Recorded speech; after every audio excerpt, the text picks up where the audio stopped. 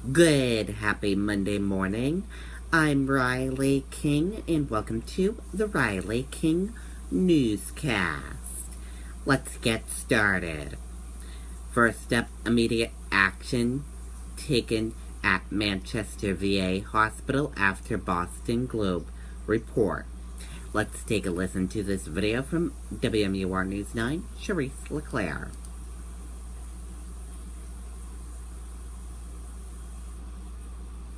You may have seen it in a mall, at a stadium, or in a parking lot.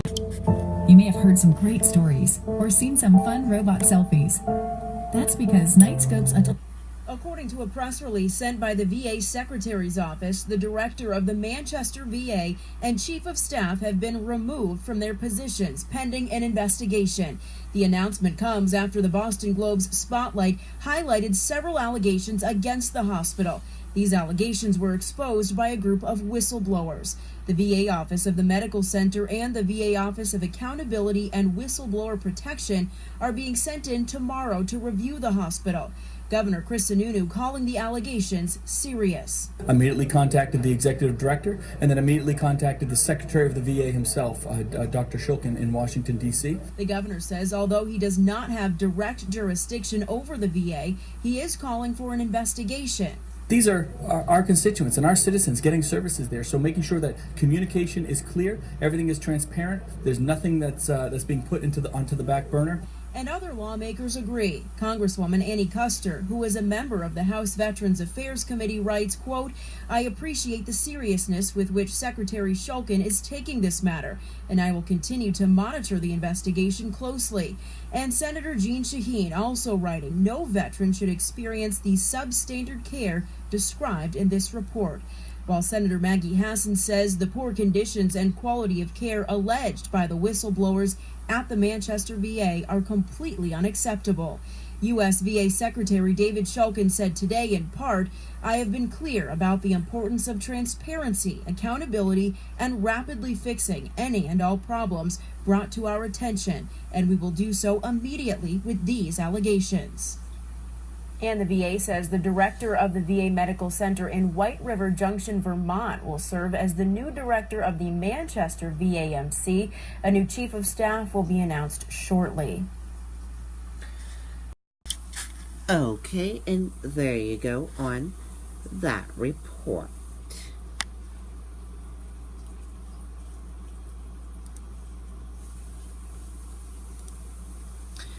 Flight to Boston from Mexico evacuated.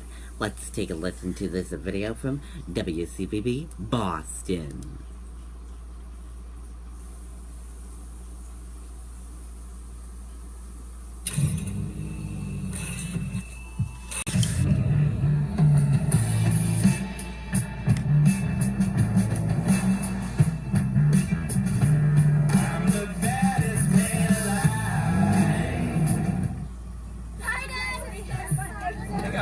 How's the pool? Introducing the QX60 from Infiniti. Lease the all-wheel drive Infiniti QX60 for $439 a month. Visit your local Infiniti retailer. It's a scene you never want to see. Passengers evacuating an aircraft. Aeromexico Flight 698 was scheduled to take off from Mexico City at 3:10 this afternoon, bound for Boston.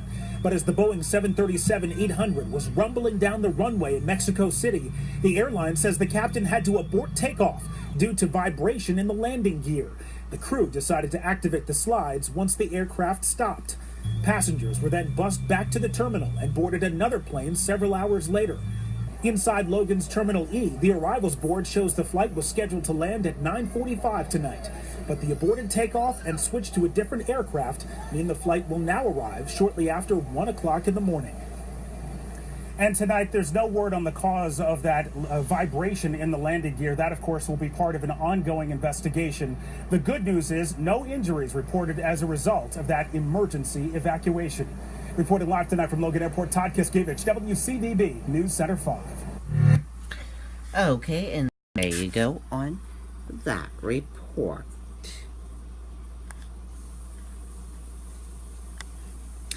Scary moment there. We're following some breaking news. Fire closes Windham Road.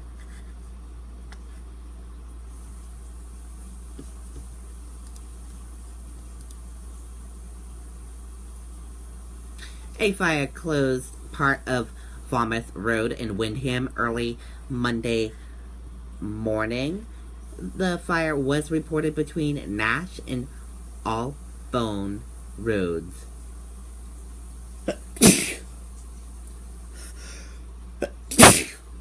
Around 2:30 a.m.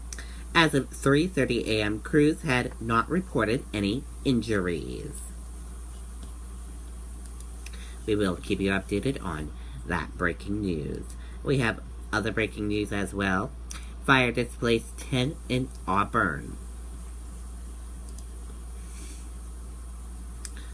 An early morning fire has left 10 people homeless in Auburn. The fire at a two-family home at the corner of Wood and Summer Street started around 3 a.m. Fire officials said everyone in the home was safely evacuated. We will keep you updated on that story as well. Those are our two breaking news stories we have for you. Delta fires back at Ann Coulter after she rages about seat reassignment.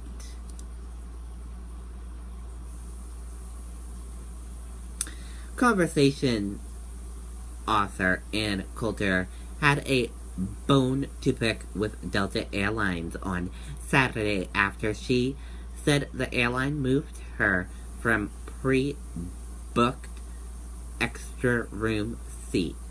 She railed against the company on Twitter, calling Delta the worst airline in America, and complained that it had given her seat to someone who was neither old, a child, sick, nor an air marshal or tall person.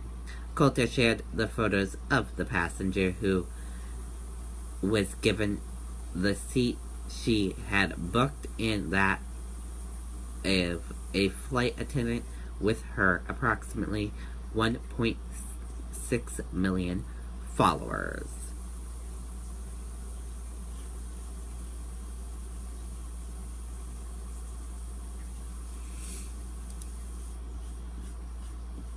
And there you go on that report. Secret Service dismisses Trump lawyers' claim about Russia meeting. Let's take a listen to this video from ABC News.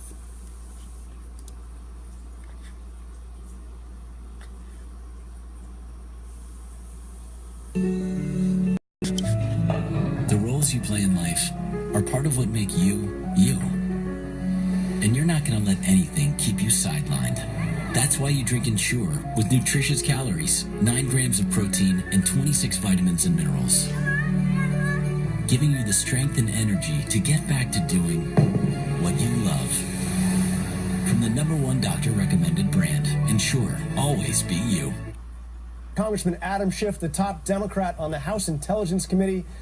Congressman Schiff, so you just heard the issue of pardons. He is not ruling out that the president could issue pardons to the key figures in this investigation. Would that put an end to this if the president suddenly issued blanket pardons to the key figures?